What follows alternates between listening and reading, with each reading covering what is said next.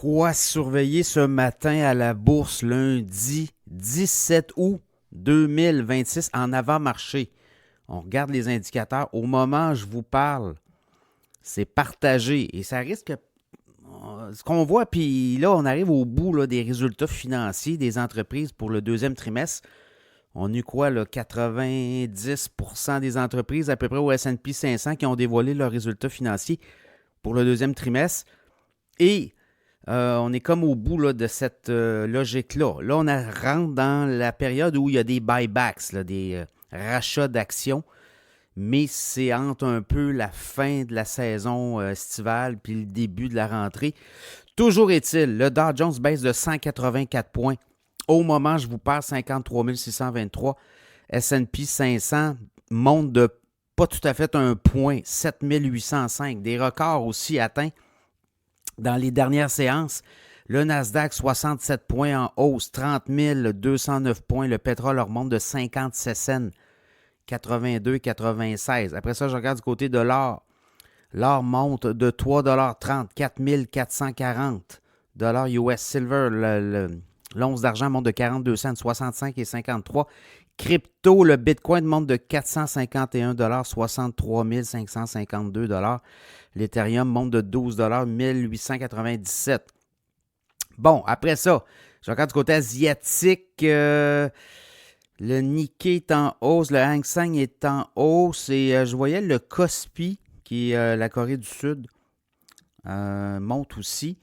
Donc ça veut dire beaucoup, là, SQNX, Samsung, par la bande, c'est Micron. Ça aussi, ça montait ce matin au moment où je vous parle. Et du côté de l'Europe, on est en rouge ce matin. Alors, c'est un peu ça qu'on voit. Bon, les nouvelles, il y en a plusieurs.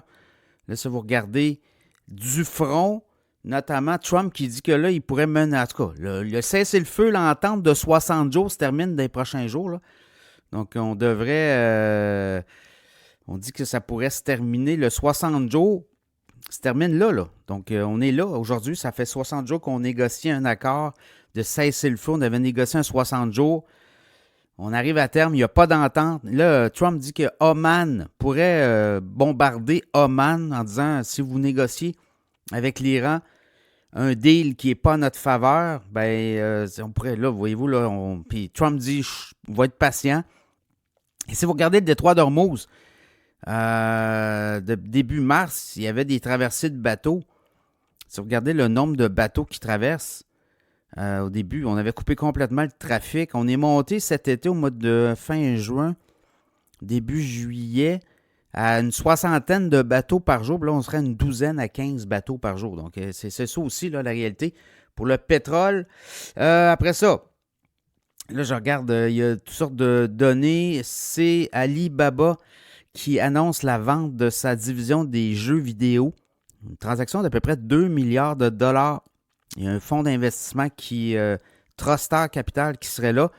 Alibaba, le titre, montait tranquillement ce matin au moment où je vous parle. Alibaba monte de 1,74 $, 125,55. C'est 1,4 % de hausse.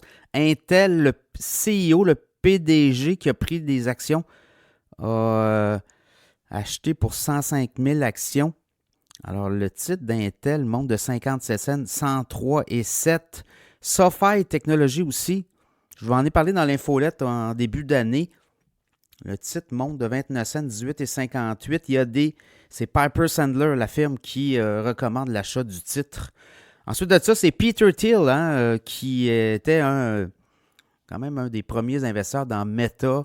Il a investi aussi dans Palantir et lui, il avait un fonds d'investissement personnel, Thiel Macro. Il avait tout retiré ses billes du marché et là, il revient tranquillement. Il a pris des positions dans Amazon, Vista Energy aussi. Le titre de Vista Energy monte de 4,3 % ce matin. Ça a été dévoilé en fin de semaine, ses positions. 2,94 $ de hausse, 71,25 $. L'action d'Amazon aussi monte. Lui, dans son fonds d'à peu près 500 millions, il a pris une participation importante de 28 % dans Amazon. Le titre d'Amazon monte de 3,69 $ à 266,34 $ au moment où je vous parle. Voilà, c'est un peu le tour. Là. Ça fait, bon, on va peut-être manquer de gaz. On va avoir les minutes de la Fed aussi cette semaine. On va savoir un peu comment la Fed pensait sur les taux. Là, on comprend qu'avec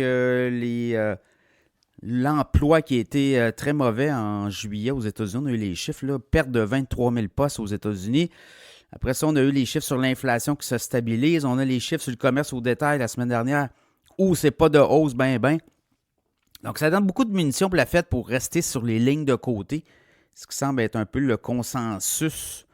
Mais tout ça étant à surveiller. NVIDIA qui annonce un investissement de 3 milliards dans SB Energy. C'est une division de la SoftBank, un projet de centre de données en Ohio. Et ça serait pour OpenAI. Donc, voyez-vous, là, on commence à investir davantage. Dans le cas d'NVIDIA, on diversifie. On a mis la semaine dernière aussi un fonds de 500 milliards avec des gros partenaires pour financer des centres de données, du data. Alors voilà, je vous souhaite une très bonne journée à la bourse. Là, on va peut-être avoir une semaine un petit peu plus volatile, manque de gaz peut-être aussi, mais il y a du politique, il y a des midterms qui s'en viennent, il y a du Trump en masse. Alors, bonne journée à la bourse.